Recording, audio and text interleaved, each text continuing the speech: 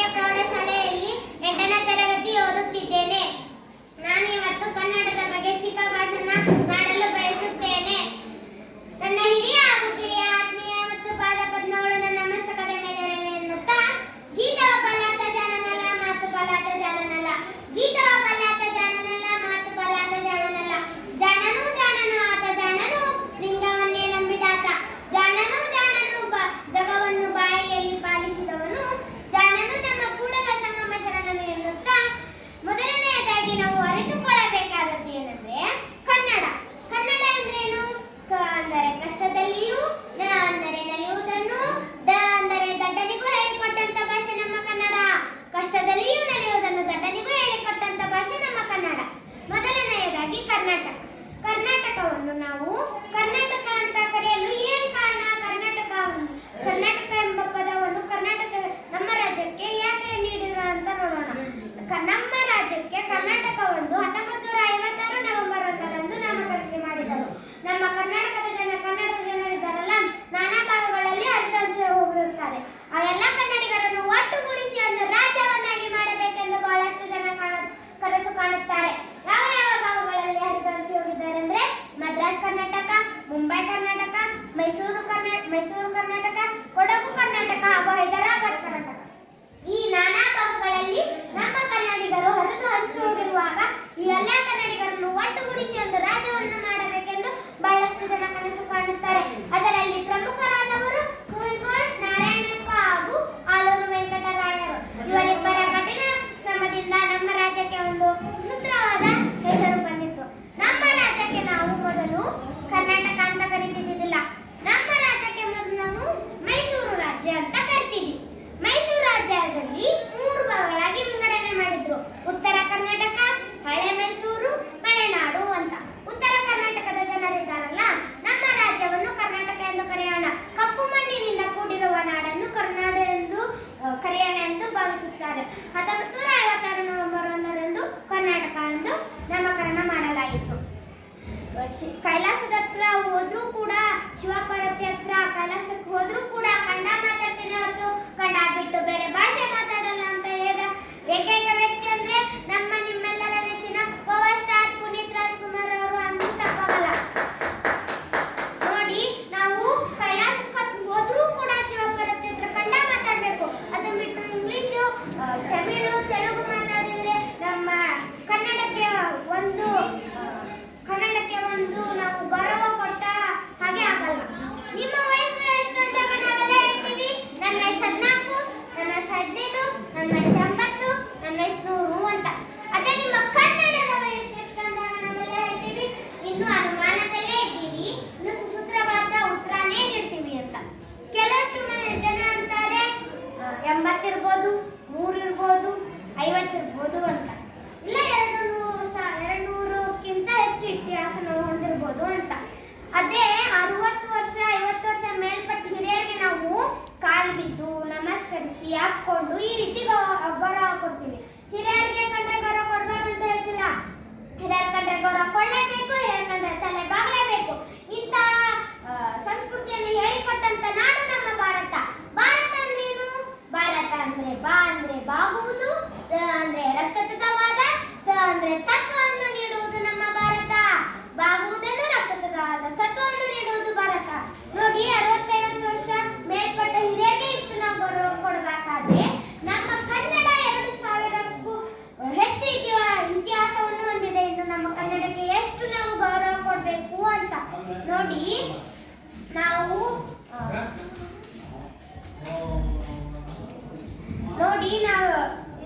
ನಾವು ಸಸ್ಯಕ್ಕೆ ಎಣ್ಣೆ ಹಾಕಿ ಬೆಳೆಸೋಕ್ಕಾಗಲ್ಲ, ಎಣ್ಣೆಗೆ ನೀರು ಹಾಕಿ ಬೆಳೆಸೋಕ್ಕಾಗಲ್ಲ. ಹಾಗೆ ನಮ್ಮ ಕನ್ನಡವನ್ನು ಯಾವುದೇ ಇಂಗ್ಲಿಷ್ ಅಥವಾ ತಮಿಳು ಈ ರೀತಿ ಭಾಷೆಗಳಲ್ಲಿ ನಾವು ಮಾತಾಡಿದ್ರೆ ನಮ್ಮ ಕನ್ನಡಕ್ಕಿರುವ ಗೌರವ ಏನಾಗಬೇಕು? ಕನ್ನಡ ಅಂದ್ರೇನು? ಕನ್ನಡ ಹೇಳ್ತಾರೆ ಹಿರಿಯರು, ಶಿವನ ಡಮರುಗದಿಂದ ಬಂದ ಶಬ್ದವನ್ನು ತೆಗೆದುಕೊಂಡು ಪಾಣಿನಿ ಹನುಮಂತನೆಂಬ ವಿದ್ವಾಂಸ ಸುರಾಕ್ಷರವನ್ನಾಗಿ ಮಾಡಿದನಂತೆ. ಅದೇ ಇಂಗ್ಲಿಷ್ ಬಂದ್ರೆ ಎ ಆದ್ಮೇಲೆ ಬಿನೆ ಯಾಕೆ ಬರಬೇಕು, ಎಕ್ಸ್ ಆಗಿ ಝೆಡ್ ಕೊನೆಗೆ ಯಾಕೆ ಬರಬೇಕು? ಇಂಥ ಪ್ರಶ್ನೆಗಳು ನಮ್ಮಲ್ಲಿ ಹುಟ್ಟುತ್ತವೆ. ಇರ್ತವೆ. ಆದ್ರೆ ಈ ಎಲ್ಲಾ ಪ್ರಶ್ನೆಗಳಿಗೂ ಇಂದಿಗೂ ಕೂಡ ಉತ್ತರ ಸಿಕ್ಕಿಲ್ಲ. ಈ ಇಂಗ್ಲಿಷ್ ಅಕ್ಷರವನ್ನ ಕಂಡುಹಿಡಿದ ವ್ಯಕ್ತಿ ಇದನ್ನಲ್ಲ, ಇವನಿಗೂ ಸಹ ಗೊತ್ತಿಲ್ಲ ಎ ಆದ್ಮೇಲೆ ಬೆನ್ನ ಯಾಕೆ ಬರಬೇಕು, XYZ ಕೊನೆಗೆ ಯಾಕೆ ಬರಬೇಕು ಅಂತ. ಉದಾಹರಣೆ ತಗೊಂಡ್ರೆ, ಭೀಮನು ದುರ್ಯೋಧನನನ್ನು ಕೊಂದ. ಈ ವಾಕ್ಯ ಇತ್ತಲ್ವಾ, ಈ ವಾಕ್ಯವನ್ನು ಹೇಗೆ ಅದಲಿ ಬದಲಿ ಮಾಡಿ ನೋಡಿದರೂ ಒಂದೇ ಅರ್ಥನ ನೀಡುತ್ತೆ. ನೋಡಿ, ಭೀಮನು ದುರ್ಯೋಧನನನ್ನು ಕೊಂದ, ಕೊಂದನು ದುರ್ಯೋಧನನನ್ನು ಭೀಮನು, ಭೀಮನು ಕೊಂದ ದುರ್ಯೋಧನನನ್ನು, ಕೊಂದ ದುರ್ಯೋಧನನನ್ನು ಭೀಮನು. ಹೇಗೆ ಉಲ್ಟಾ ಪಲ್ಟಾ ಮಾಡಿ ನೋಡಿದ್ರು ಒಂದೇ ಅರ್ಥ ನೀಡುತ್ತೆ. ಅದೇ ಇಂಗ್ಲಿಷಿಗೆ ಬಂದ್ರೆ ಏನಂತ ಐತೆ ಅಂದ್ರೆ ಭೀಮ ಕೀಳ್ ದುರ್ಯೋಧನ ಅಂತ ಐತಿ. ಸ್ವಲ್ಪ ಅದಲಿ ಬದಲಿ ಮಾಡಿ ನೋಡಿ, ದುರ್ಯೋಧನನ ಕೀಳ್ ಭೀಮ ಅಂತ ಆಗುತ್ತೆ. ಒಂದು ಭೀಮ ಎಂಬ ಅಕ್ಷರ ಅದಲಿ ಬದಲಿ ಆದ್ರೆ ಇಡೀ ಮಹಾಭಾರತನ ಉಲ್ಟಾ ಪಲ್ಟಾ ಆಗುತ್ತೆ. ಇದು ನಮ್ಮ ಕನ್ನಡಕ್ಕಿರುವ ಗತ್ತು ಅಂತ ನಾವು ಹೇಳ್ಬೋದು. ಇನ್ನೊಂದು ಉದಾಹರಣೆ ತಗೊಂಡ್ರೆ, ಅಮ್ಮ ನೀರಂದ್ರೆ ಏನು ಅಂತೀವಿ ನಾವು. ಮನೆಗೋ ನಮ್ಮ ಅಮ್ಮಂದನ್ನೆಲ್ಲ ಕೇಳ್ತೀವಿ.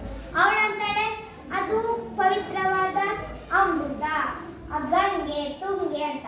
ಅದೇ ನಮ್ಮ ಶಿಕ್ಷಕರು ಹೇಳ್ಕೊಡ್ತಾರೆ ನೀರಂದ್ರೆ H2O ಅಂತ. ನಾವು ನಮ್ಮ ಮನೆಗೆ ಹೋಗಿ ನಮ್ಮ ಅಮ್ಮ ಕೇಳ್ತೇವೆ, ಅಮ್ಮ ಒಂದ್ ಲೋಟ ನೀರು ಕೊಡು ಅಂತೀವಿ. ಅದ್ರ ಬಗ್ಗೆ ಅಮ್ಮ ಒಂದ್ ಲೋಟ H2O ಕೊಡು ಅಂತ ಕೇಳಲ್ಲ. ನಮ್ಮ ಕಷ್ಟ ಗುರುಗಳು ಕೂಡ ಮನೆಗೆ ಹೋಗಿ ಅವ್ರ ಅಮ್ಮನ ಬಳಿ ಅಮ್ಮ ಒಂದ್ ಲೋಟ H2O ಕೊಡು ಅಂತ ಕೇಳೋದಿಲ್ಲ, ಅಮ್ಮ ಒಂದ್ ಲೋಟ ನೀರು ಕೊಡು ಅಂತ ಕೇಳ್ತಾರೆ. ಇದು ನಮ್ಮ ಕನ್ನಡಕ್ಕಿರುವ ಗತ್ತು, ತಾಕತ್ತು. ವ್ಯಂಜನಾಕ್ಷರಗಳಿಗೆ ಬಂದ್ರೆ, ನಾಲಿಗೆ ಹೊಟ್ಟೆಯ ಉಸಿರು ಹೊರ ಹಾಕಬೇಕಾದ್ರೆ ಸ್ವರಾಕ್ಷರಗಳಾಗುತ್ತೆ.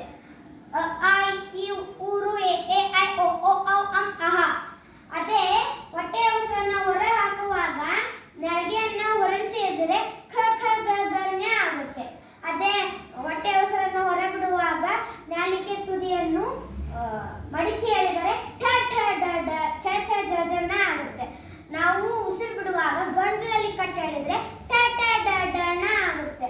ನಾವು ನಾಲಿಗೆಯನ್ನು ಮೇಲ್ ಮಾಡಿ ಈ ರೀತಿ ಸುತ್ತಿ ಹೇಳಿದರೆ ತ ತ ದ ದ ನ ಆಗುತ್ತೆ. ನಾವು ಹೊಟ್ಟೆ ಉಸಿರನ್ನ ಹೊರಬಿಡುವಾಗ ಎರಡು ತುಟಿ ಮಧ್ಯ ಬಂದ್ರೆ ಪ ಪ ಬ ಬ ಮ ಆಗುತ್ತೆ. ನೋಡ್ರಿ, ಓದುವುದನ್ನು ಬರೆಯುವಂತಹ, ಬರೆಯುವುದನ್ನು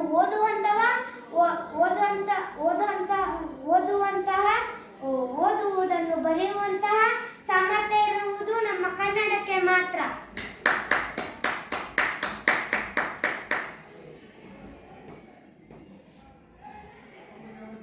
ಎಂಟನೇ ತರಗತಿಯಾಗಿ ಓದುತ್ತಿದ್ದೇನೆ. ನಾನು ಬಸವಣ್ಣರ ಬಗ್ಗೆ ಒಂದೆರಡು ಮಾತುಗಳನ್ನು ಹೇಳಲು ಇಷ್ಟಪಡುತ್ತೇನೆ. ಕನ್ನಡ ನಾಡಿನಲ್ಲಿ 12ನೇ ಶತಮಾನದಲ್ಲಿ ಬಸವಣ್ಣರ ನಾಯಕತ್ವದಲ್ಲಿ ಕಲ್ಯಾಣ ಕ್ರಾಂತಿ ನಡೆದು ಹೋಯಿತು. ಆ ಕ್ರಾಂತಿ ನಾಯಕತ್ವವನ್ನು ವಹಿಸಿದ್ದ ಬಸವಣ್ಣನವರು ಜನ್ಮ ತಾಳಿದ್ದು ಬಿಜಾಪುರಿನ ಬಸವನ ಬಾಗೇವಾಡಿಯಲ್ಲಿ. ಅಲ್ಲಿನ ಅಗ್ರಹಾರದ ಶೈವ ಬ್ರಹ್ಮಣ್ಣರಾದ ಮಾದರಸ ಮತ್ತು ಮಾದಲಾಂಬಿಕೆಯರ ಬಸವಣ್ಣನವರ ತಂದೆ ತಾಯಿಗಳು. ಬಸವಣ್ಣನವರು ಜನ್ಮದಿನಗಳ ಬಗ್ಗೆ ಇನ್ನೂ ವಿವಾದಗಳಿವೆ. ಧಾರ್ಮಿಕ ಪರಿಸರದಲ್ಲಿ ಹುಟ್ಟಿ ಬೆಳೆದ ಬಸವಣ್ಣನವರಿಗೆ ಬ್ರಹ್ಮಾಂಡಕ್ಕಿಂತ ಭಕ್ತಿ ಮಾರ್ಗ ಪ್ರಿಯವಾಯಿತು. ಉಪನಯನದ ಸಂದರ್ಭದಲ್ಲಿ ವಿವಾದ ಉಂಟಾಗಿ ಕರ್ಮಲತೆಯುತ್ತಿದ್ದ ಜನಿವಾರವನ್ನು ಬಿಸುಟು ಬಸವಣ್ಣನವರು ಕೂಡಲ ಸಂಗಮಕ್ಕೆ ಬಂದರು. ಅದು ಅಂದಿನ ಪ್ರಸಿದ್ಧ ಧಾರ್ಮಿಕ ಮತ್ತು ವಿದ್ಯಾ ಕೇಂದ್ರವಾಗಿತ್ತು. ಕೂಡಲ ಸಂಗಮ ಬಸವಣ್ಣನವರ ರೂಪಿಸಿದ ಪುಣ್ಯಕ್ಷೇತ್ರ. ಹೀಗೆ ಬಸವಣ್ಣನವರು ಬಾಗೇವಾಡಿಯಿಂದ ಕೂಡಲ ಸಂಗಮಕ್ಕೆ ಬಂದು ಸಕಲ ವಿದ್ಯಾ ಪಾರಂಗತರಾಗಿ ರೂಪುಗೊಂಡ ಈ ಸಂದರ್ಭ ಅವರು ಅಂಗದಿಂದ ಲಿಂಗಕ್ಕೆ ಪರಿವರ್ತನೆಯಾದ ಕಾಲ ಎಂದು ಹೇಳಬಹುದು. ಅವರು ಬ್ರಹ್ಮಾಂಡವನ್ನು ತೊರೆದು ಇಷ್ಟಲಿಂಗವನ್ನು ಪಡೆದು ಶಿವಭಕ್ತರಾದರು. ಬಿಚ್ಚಳನ ಮಂತ್ರಿಯಾಗಿದ್ದ ಬಲದೇವರು ಬಸವಣ್ಣನವರ ಸೋದರ ಮಾವ. ಅವರು ಬಸವಣ್ಣನವರನ್ನು ಮಂಗಳವೇಡಿಗೆ ಕರೆದುಕೊಂಡು ಹೋದರು. ಮಗಳ ಗಂಗಾಂಬಿಕೆಯನ್ನು ಕೊಟ್ಟು ಮದುವೆಯನ್ನು ಮಾಡಿದರು. ಇದಲ್ಲದೆ ಬಿಚ್ಚಳನ ರಾಜ ಸಾಕು ತಂಗಿಯ ಗಂಗಾಂಬಿಕೆಯ ಪ್ರೀತಿಯ ಗೆಳತಿಯಾದ ನೀಲಾಂಬಿಕೆಯ ಜೊತೆಗೂ ಬಸವಣ್ಣನವರ ವಿವಾಹ ನೆರವೇರಿತು. ಆ ಬಸವಣ್ಣನವರು ಬಿಚ್ಚಳನಲ್ಲಿ ಕರಿಣಿಕ ವೃತ್ತಿಯಲ್ಲಿ ತೊಡಗಿದರು. ರಾಜಧಾನಿ ಸ್ಥಳ ಮಂಗಳವೇಡೆಯಿಂದ ಕಲ್ಯಾಣಕ್ಕೆ ಸ್ಥಳಾಂತರವಾದಾಗ ಬಸವಣ್ಣನವರು ಕಲ್ಯಾಣಕ್ಕೆ ಬಂದರು. ಮಾವ ಬಲದೇವರ ನಿಧನದ ನಂತರ ಬಸವಣ್ಣನವರು ಬಿಚ್ಚಳನ ಅರ್ಥಮಂತ್ರಿಯಾದರು. ಬಸವಣ್ಣನವರು ವೈಚಾರಿಕತೆಯಿಂದಾಗಿ ಸಮಾಜದಲ್ಲಿ ಮೂಲಗ್ರಹ ಬದಲಾವಣೆಯನ್ನು ವಹಿಸಿದರು. ಇದಕ್ಕಾಗಿ ಎಂದು ಇದಕ್ಕಾಗಿ ಅಂದು ಹದಗೆಟ್ಟು ಹೋಗಿದ್ದ ಧಾರ್ಮಿಕ ಮತ್ತು ಸಾಮಾಜಿಕ ಏರುಪೇರುಗಳನ್ನು ಸರಿಪಡಿಸುವುದಕ್ಕಾಗಿ ಆಂದೋಲನದ ಹೊಳಪು ಹಾಕಿದರು. ಇದರಿಂದಾಗಿ ದೇಶದ ನಾನಾ ಕಡೆಯಿಂದ ಬಸವಣ್ಣನವರು ತತ್ವಗಳಿಗೆ ಮಾರು ಹೋದ ಜನರು ಕಲ್ಯಾಣದತ್ತ ನಡೆದು ಬರತೊಡಗಿದರು. ಹೀಗೆ ಬಸವಣ್ಣನವರು ಮನೆಯತ್ತ ನಡೆದು ಬಂದವರಿಗೆಲ್ಲ ಗಿರಿಧಾಮವಾಯಿತು. ಈ ಸಂದರ್ಭ ಬಸವಣ್ಣನವರು ಲಿಂಗದಿಂದ ಜಂಗಮ ಅಂದರೆ ಸಮಾಜಕ್ಕೆ ಪರಿವರ್ತನೆಯಾದ ಸಂದರ್ಭ ಎಂದು ಹೇಳಬಹುದು. ಬಸವಣ್ಣನವರು ಬಯಸಿದ್ದು ಆತ್ಮ ಕಲ್ಯಾಣ, ಸಮಾಜ ಕಲ್ಯಾಣ ಇವುಗಳನ್ನು ಜೊತೆಗೆ ಧಾರ್ಮಿಕ ಸುಧಾರಣೆಗಳನ್ನು ತರಬಯಸಿದರು. ಇದರಿಂದಾಗಿ ಬಸವಣ್ಣನವರು ಈ ಚಳುವಳಿಯನ್ನು ಸಮಾಜೋದ್ಧಾರಕ ಚಳುವಳಿ ಎಂದು ಕರೆಯಲಾಗುತ್ತದೆ. ವರ್ಗಭೇದ, ವರ್ಣಭೇದ ಮತ್ತು ಲಿಂಗಭೇದಗಳನ್ನು ಬಸವಣ್ಣನವರು ಬಲವಾಗಿ ನಿರಾಕರಿಸಿದರು. ಸಮಾಜದಲ್ಲಿ ಸ್ತ್ರೀ ಪುರುಷನಿಗೆ ಸಮಾನಳೆಂದು, ಅಂತ್ಯಜಲ ಕುಲಜನು ಒಂದೇ ಎಂದು, ಪ್ರಜೆಗಳ ಪ್ರಭುವಿಗೆ ಸಮಾನವಾದರು ಎಂದು ಸಾರಿ ಹೇಳಿದ ಏಕೈಕ ಉದಾಹರಣೆ ಇದಾಗಿದೆ. ಜಗತ್ತಿನಲ್ಲಿ ಬೇರೆಲ್ಲ ಸಿಗುವುದಿಲ್ಲ ಇಂತಹ ಉದಾಹರಣೆ. ಜಾತಿಯ ಬೇರನ್ನು ಕಿತ್ತು ಎಸೆಯಬೇಕೆಂಬ ಮಹಾ ಸಂಕಲ್ಪದಿಂದ ಅಣ್ಣನವರು ಏರ್ಪಡಿಸಿದ ಅಂತರ್ಜಾತೀಯ ವಿವಾಹದೊಂದಿಗೆ ಮೂಲಭೂತವಾದಿಗಳನ್ನು ತಿರುಗಿಬಿದ್ದರು. ಧರ್ಮದ ಬೀಡಾಗಿದ್ದ ಕಲ್ಯಾಣದಲ್ಲಿ ಅರಾಜಕತೆ ತಾಂಡವ ಆಯಿತು. ಬಸವಣ್ಣನವರು ಮಂತ್ರಿಪದ ಬಿಟ್ಟು ಶರಣರನ್ನು ವಚನ ಸಾಹಿತ್ಯ ಕಾಪಾಡುವ ಮುಂದಾರಿಯನ್ನು ಚನ್ನಬಸವಣ್ಣನವರು ಸಲ್ಲಿಸಿ ಕೂಡಲ ಸಂಗಮಕ್ಕೆ ಹೊರಟೇ ಬಿಟ್ಟರು. ಹಾಗೆ ಬಂದ ಅವರು ಕೂಡಲ ಸಂಗಮನಾಥಿನಲ್ಲಿ ಐಕ್ಯರಾದರು ಎಂದು ನಂಬಲಾಗಿದೆ. ಈ ಸಂದರ್ಭ ಬಸವಣ್ಣನವರು ಜಂಗಮದಿಂದ ಲಿಂಗಕ್ಕೆ ಪರಿವರ್ತನೆಯಾದವರು ಎಂದು ಹೇಳಬಹುದು. ಬಸವಣ್ಣನವರು ಧಾರ್ಮಿಕ ಮತ್ತು ಸಾಮಾಜಿಕ ಕ್ರಾಂತಿಗಾಗಿ ವಚನಗಳನ್ನು ಬಳಸಿಕೊಂಡಿದ್ದರಿಂದ ಕನ್ನಡ ಸಾಹಿತ್ಯದಲ್ಲಿ ಹೊಸ ಕ್ರಾಂತಿ ಏರ್ಪಟ್ಟಿತು. ವಸ್ತು, ಭಾಷೆ, ಶೈಲಿ, ತಂತ್ರ ಇವುಗಳೆಲ್ಲ ಕನ್ನಡ ಸಾಹಿತ್ಯ ಹೊಸದಾಗಿ ಕಾಣುವಂತಾಯಿತು. ಶರಣರು ಸಾರಿದ ಸರ್ವಕಾಲಿಕ ಮೌಲ್ಯಗಳನ್ನು ಪಡೆದು ವಚನಗಳು ವಿಶ್ವ ಸಾಹಿತ್ಯಕ್ಕೆ ಕೊಟ್ಟ ಕೊಡುಗೆಗಳಾದವು. ಇವುಗಳಲ್ಲಿ ಬಸವಣ್ಣನವರು ವಚನಗಳಂತೂ ಬಹುದೊಡ್ಡ ಪಾಲು. ಇದುವರೆಗೂ ಅವರು ಬರೆದಿರುವ 1423 ವಚನಗಳು ಲಭ್ಯವಾಗಿವೆ. ಇವರು ವಚನಗಳ ಮೂಲಕ ಒಬ್ಬ ದೈವ ಭಕ್ತಿ ಭಂಡಾರಿ, ಸಾಮಾಜಿಕ ಆಂದೋಲನಕಾರ, ಮನೋತ್ತವಾದ ವಚನ ಸಾಹಿತ್ಯ ರಚನಾಕಾರ ಎಂಬ ರೂಪಗಳಾಗಿ ಒಡೆದು ಕಾಣುತ್ತಾರೆ. ಬಸವಣ್ಣನವರು ವಚನಗಳ ಮೂಲಕ ಅಭಿವ್ಯಕ್ತ ಸ್ವಾತಂತ್ರ್ಯಕ್ಕೆ ನಾಂದಿ ಹಾಡಿದರು. ಕೊಡ್ಡ ಸಂಪ್ರದಾಯಗಳ ಖಾತೆಯನ್ನು ವಿಳಂಬನೆ ಮಾಡಿದರು. ಕೆಳವರ್ಗದಲ್ಲಿ ಆತ್ಮಾಭಿಮಾನ, ಸ್ವಾಭಿಮಾನಗಳನ್ನು ಮೂಡಿಸಿ ಅವರ ವ್ಯಕ್ತಿತ್ವ ವಿಕಸನಕ್ಕೆ ಕಾರಣರಾದರು. ಬಸವಣ್ಣನವರ ಕ್ರಾಂತಿಕಾರಿಕ ವಿಚಾರಗಳನ್ನು, ಸಂಪ್ರದಾಯಬದ್ಧ ಸಮಾಜವನ್ನು ರಾಜ್ಯ ಸತ್ಯ ಅರಗಿಸಿಕೊಳ್ಳುವುದಕ್ಕಾಗಿ ಹೋಯಿತು. ನಡೆಯಬಾರದ್ದು ನಡೆದು ಹೋಯಿತು. ಶರಣರು ಕಲ್ಯಾಣ ಬಿಟ್ಟು ಚದುರಬೇಕಾಯಿತು. ಇದರಿಂದಾಗಿ ಕನ್ನಡ ನಾಡು ಸೌಭಾಗ್ಯವನ್ನು ಕಳೆದುಕೊಂಡಿತು, ಸ್ವರಗುವಂತಾಯಿತು. ಇಂದಿಗೆ ಬಸವಣ್ಣನವರು ಇಲ್ಲವಾದರೂ ತತ್ವಗಳ ಮುಖಾಂತರ ಅವರು ಜೀವಂತವಾಗಿದ್ದಾರೆ. ಸದಾಕಾಲ ಮೂಢರನ್ನು ಎಚ್ಚರಿಸುವ ಎಚ್ಚರಿಕೆಯ ಗಂಟೆಯಾಗಿದ್ದಾರೆ. ಸದಾಕಾಲ ನಾಡನ್ನು ಬೆಳಗುವ ನಾಂದಿ ದೀಪವಾಗಿದ್ದಾರೆ. ಇಷ್ಟನ್ನು ಹೇಳಿ ನನ್ನ ಹೆಸರು ವಿಜಯಲಕ್ಷ್ಮಿ. ನಾನು ಶ್ರೀ ನಿಂಗಪ್ಪ ಬಸಪ್ಪ ಕಬ್ಬೂರ್ ಪ್ರೌಢಶಾಲೆ ದೇವಸೂರು 8ನೇ ತರಗತಿ ಓದುತ್ತಿದ್ದೇನೆ. ನಾನು ಪುರಂದರದಾಸರ ಬಗ್ಗೆ 2 ಮಾತುಗಳನ್ನು ಮಾತನಾಡಲು ಇಷ್ಟಪಡುತ್ತೇನೆ. ಇವರ ಅಂಕಿತ ನಾಮ ಪುರಂದರ ವಿಠಲ. ಕಾಲ ಕ್ರಿಸ್ತಶಕ 14. ದಾಸರೆಂದರೆ ಪುರಂದರ ದಾಸರಯ್ಯ ಎಂದು ಗುರುಗಳಾದ ವ್ಯಾಸರಾಯರಿಂದ ಹೊಗಳಿಸಿಕೊಂಡ ಶಿಶುತ್ತಮರು ಪುರಂದರ ದಾಸರು. ಪುರಂದರಗಡ ಇವರು ಹುಟ್ಟಿದ ಸ್ಥಳ. ಇದು ಪಂಡರಪುರ ಸಮೀಪದ ಒಂದು ಗ್ರಾಮ. ಇವರ ಮೊದಲಿನ ಹೆಸರು ಶ್ರೀನಿವಾಸ ನಾಯಕ. ಇವರ ಹೆಂಡತಿ ಸರಸ್ವತಿಯ ಒತ್ತಾಸೆಯಿಂದ ಹರಿದಾಸರಾದರು. ಹೆಂಡತಿ ಸಂತತಿ ಸಾವಿರವಾಗಲಿ ದಂಡಿಗೆ ಬೆತ್ತ ಹಿಡಿಸಿದ್ದಳಯ್ಯ. ಎಂದು ಆಕೆಯನ್ನು ಪ್ರಶಂಸಿಸಿದರು. ಇವರಿಗೆ 4 ಗಂಡು ಮಕ್ಕಳು, ಒಬ್ಬ ಹೆಣ್ಣು ಮಗಳು ಇದ್ದರಿಂದ ಹೇಳುತ್ತಾರೆ. ಅತ್ಯಂತ ಜಿಪುಣ ಶ್ರೀಮಂತನಾಗಿದ್ದು ಯಾವುದೋ ಕಾರಣಕ್ಕೆ ವೈರಾಗ್ಯ ಹೊಂದಿ ಎಲ್ಲವನ್ನು ತ್ಯಾಗ ಮಾಡಿ ವಿಜಯನಗರಕ್ಕೆ ಬಂದು ವ್ಯಾಸರಾಯರ ಶಿಷ್ಯತ್ವವನ್ನು ಸ್ವೀಕರಿಸಿ ಪುರಂದರ ದಾಸರೆಂದು ಖ್ಯಾತರಾದವರು. ನನಗೆ 2 ಮಾತುಗಳನ್ನು ಮಾತನಾಡಿದ್ದೇನೆ. ಧನ್ಯವಾದಗಳು. ಎಂಬ ಬಿರುದು ಪಡೆದ ಕವಿಗಳಲ್ಲಿ ಜನ 3ನೇಯವನು. ಮನ್ನಿಸಿ ಬಲ್ಲಾಳಂ ಕುಡೆ ಜನ ಕವಿ ಚಕ್ರವರ್ತಿ ಪೇಸರಂ ಪಡೆದಂ ಎಂಬಲ್ಲಿ ಹೇಳಿದಂತೆ ವೀರ ಬಲ್ಲಾಳನಿಂದ ಕವಿ ಚಕ್ರವರ್ತಿ ಎಂಬ ಬಿರುದನ್ನು ಪಡೆದಿದ್ದಾನೆ.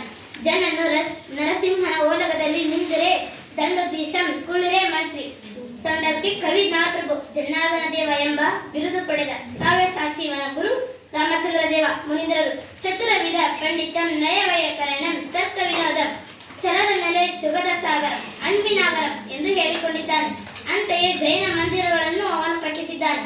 ಜನನದ್ದು ವಿವಿಧ ಶಕ್ತಿಗಳಿಂದ ಸಮೃದ್ಧವಾದ ತೃಪ್ತಿಕರ ಜೀವನ. ಈತ ಕೆಲವು ಶಾಸನಗಳನ್ನು ಬರೆದಿದ್ದಾನೆ. ಅನಂತರ 1209ರಲ್ಲಿ ಯಶೋಧ ಚರಿತೆಯಲ್ಲಿ, 1230ರಲ್ಲಿ ಅನಂತನಾಥ ಪುರಾಣ ರಚಿಸಿದ್ದಾನೆ. ಸ್ಮರತಂತ್ರ ಎನ್ನುವ ಪ್ರತಿ ಲೀಲೆಗೆ ಸಂಬಂಧಿಸಿದಂತೆ ಕೃತಿಯನ್ನು ಜನನೇ ಬರೆದನೆಂದು ತಿಳಿದು ಬರುತ್ತದೆ. ಧನ್ಯವಾದಗಳು. ನನ್ನ ಹೆಸರು ವಿಜಯಲಕ್ಷ್ಮಿ. ನಾನು SNDK ಪ್ರೌಢಶಾಲೆ ದೇವಿಹೊಸೂರು 8ನೇ ತರಗತಿ ಓದುತ್ತಿದ್ದೇನೆ. ನಾನು ಪುರಂದರ ದಾಸರ ಬಗ್ಗೆ 2 ಮಾತುಗಳನ್ನು ತಿಳಿಸುತ್ತೇನೆ. ಇವರ ಅಂಕಿತ ನಾಮ ಪುರಂದರ ವಿಠಲ. ಕಾಲ ಕ್ರಿಸ್ತಶಕ 14. ದಾಸರೆಂದರೆ ಪುರಂದರ ದಾಸರಯ್ಯ ಎಂದು ಗುರುಗಳಾದ ವ್ಯಾಸರಾಯದಿಂದ ಹೊಗಳಿಸಿಕೊಂಡ ಶಿಶುತ್ತಮರು ಪುರಂದರ ದಾಸರು. ಪುರಂದರಗಡ ಇವರು ಹುಟ್ಟಿದ್ದ ಮತದೆ ಇದು ಪಂಢರಪುರ ಸಮೀಪದ ಬಂದು ಗ್ರಾಮ. ಇವರ ಮೊದಲಿನ ಹೆಸರು ಶ್ರೀನಿವಾಸ ನಾಯಕ ಎನ್ನುವರು. ಇವರ ಹೆಂಡತಿ ಸರಸ್ವತಿಯ ಒತ್ತಾಸೆಯಿಂದ ಹರಿದಾಸರಾಗಿ ಹೆಂಡತಿ ಸಂಪ್ರತಿ ಸಾವಿರವಾಗಲಿ ದಂಡಿಗೆ ಬೆಟ್ಟ ಹಿಡಿಸಿದಾಲಯ ಎಂದು ಆಕೆಯನ್ನು ಪ್ರಶಂಸಿಸುವ ಔದಾರ್ಯ ಮರದವರು. ಇವರಿಗೆ 4 ಗಂಡು ಮಕ್ಕಳು, ಒಬ್ಬ ಹೆಣ್ಣು ಮಗು ಇದ್ದರೆಂದು ಹೇಳುತ್ತಾರೆ. ಅತ್ಯಂತ ಜಿಪುಣ ಶ್ರೀಮಂತನಾಗಿದ್ದು ಯಾವುದೋ ಕಾರಣಕ್ಕೆ ವೈರಾಗ್ಯ ಹೊಂದಿ ಎಲ್ಲವನ್ನು ಎಲ್ಲರಿಗೂ ನಮಸ್ಕಾರ. ನನ್ನ ಹೆಸರು ಶ್ರೇಯಾ ಹತ್ತಿ. ನಾನು ಈಗ ಮಧ್ವಾಚಾರ್ಯರ ಬಗ್ಗೆ ಓದುತ್ತಿದ್ದೇನೆ. ಶ್ರೀ ಮಧ್ವಾಚಾರ್ಯರ ಮೊದಲ ಹೆಸರು ವಾಸುದೇವ ಅಚ್ಯುತ ಪ್ರಜ್ಞೆ. ಇವರ ತಾಯಿಯ ಹೆಸರು ವೇದವತಿ. ಇವರ ತಂದೆಯ ಹೆಸರು ಕುಳು ಬ್ರಾಹ್ಮಣರಾದ ಮತ್ತೆ ಗೇಹ ಭಟ್ಟ. ಶ್ರೀ ಮಧ್ವಾಚಾರ್ಯರ ಮೊದಲ ಹೆಸರು ವಾಸುದೇವ ಅಚ್ಯುತ ಪ್ರಜ್ಞೆ.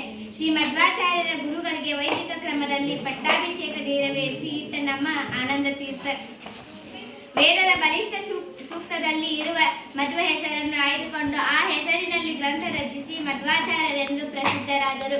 ಸನ್ಯಾಸ ಸ್ವೀಕರಿಸಿದ ಅನಂತರ ಮಧ್ವರು ತಮ್ಮ ಬೋಧನೆಗಳ ಪ್ರಸಾರಕ್ಕಾಗಿ ಭಾರತದ ಎಲ್ಲೆಡೆ 2 ಬಾರಿ ಸಂಚರಿಸಿದರು. ಅವರ ಆರಾಧ್ಯ ದೇವರು ವಿಷ್ಣು. ಮಧ್ವರು ದ್ವೈತ ಸಿದ್ಧಾಂತಕ್ಕೆ ಸಂಬಂಧಿಸಿದಂತೆ ಅನೇಕ ಕೃತಿಗಳನ್ನು ಸಂಸ್ಕೃತದಲ್ಲಿ ರಚಿಸಿದರು. ಉಡುಪಿಯಲ್ಲಿ ಶ್ರೀಕೃಷ್ಣನ ಪೂಜೆಗೆಂದು ಅಷ್ಟಮಿಗಳನ್ನು ನೇಮಿಸಿದರು. ಅವರು ಸರಳವಾದ ಭಕ್ತಿ ಮಾರ್ಗದ ಉಪದೇಶ ಮಾಡಿದರು. ಕೃಷ್ಣನ ಪೂಜೆಯಲ್ಲಿ ಅಷ್ಟಮಿಗಳು 2 ತಿಂಗಳಿಗೊಮ್ಮೆ ಪರಿಹಾರದಿಂದ ಮಾಡಬೇಕೆಂದು ಮಧ್ವರು ವ್ಯವಸ್ಥೆಗೊಳಿಸಿದರು. ಪರಿಹಾರದ ಕಾಲಾವಧಿಯಲ್ಲಿ ವಾದಿರಾಜರು 2 ವರ್ಷಗಳಿಗೆ ವಿಸ್ತರಿಸಿದರು. ಅಷ್ಟಮಠಗಳೊಂದಿಗೆ ಉತ್ತರಾದಿ ವ್ಯಾಸರಾಜ ಮತ್ತು ರಾಘವೇಂದ್ರ ಮಠಗಳು ಮಧ್ವ ತತ್ವದ ಅನುಯಾಯಿಗಳು ಮುಖ್ಯ ಧಾರ್ಮಿಕ ಕೇಂದ್ರಗಳಾಗಿವೆ. ಕರ್ನಾಟಕದ ಆಂಧ್ರ ಪ್ರದೇಶ, ತಮಿಳುನಾಡು ಮತ್ತು ಮಹಾರಾಷ್ಟ್ರಗಳಲ್ಲಿ ಮಧ್ವಾಚಾರ್ಯರ ಉಪದೇಶಗಳಿಂದ ಜನತೆ ಪ್ರಭಾವಿಸಿದರು. ನನ್ನ ಹೆಸರು ಅಪೂರ್ವ. ನಾನು 8ನೇ ತರಗತಿಯಲ್ಲಿ ಓದುತ್ತಿದ್ದೇನೆ. ನಾನು ಈಗ ಕೊಂಡಕುಂದರವರ ಬಗ್ಗೆ 2 ಮಾತುಗಳನ್ನು ಹೇಳುತ್ತೇನೆ. ಜೈನ ಧರ್ಮದಲ್ಲಿ ದಿಗಂಬರ ಶ್ವೇತಾಂಬರ ಎಂಬ ಸಂಪ್ರದಾಯ ಭೇದಗಳು ಹುಟ್ಟುವ ಮೊದಲು ಜೈನ ಧರ್ಮವು ಅರ್ಹತ, ಅನೇಕಾಂತ ಎಂಬವೇ ಮೊದಲಾದ ಹೆಸರುಗಳಿಂದ ಪ್ರಸಿದ್ಧವಾಗಿತ್ತು. ವಿಕ್ರಮ ಶಕದ 126ನೇ ವರ್ಷದಲ್ಲಿ ಅಂದರೆ ಕ್ರಿ. ಕ್ರಿಶಕ 80-81ರಲ್ಲಿ ಅದು ದಿಗಂಬರ ಶ್ವೇತಾಂಬರ ಸಂಪ್ರದಾಯಗಳೆಂದು ಕಾವಲಾಗುತ್ತಲೇ ದಿಗಂಬರ ಸಂಪ್ರದಾಯಕ್ಕೆ ಮೂಲ ಸಂಘವೆಂದು ಹೆಸರಾಯಿತು. ಪದ್ಮದಿಂದ ಎಂಬ ಮೊದಲನೇ ಹೆಸರುಳ್ಳ ಕೊಂಡಕುಂದಾಚಾರ್ಯರನ್ನು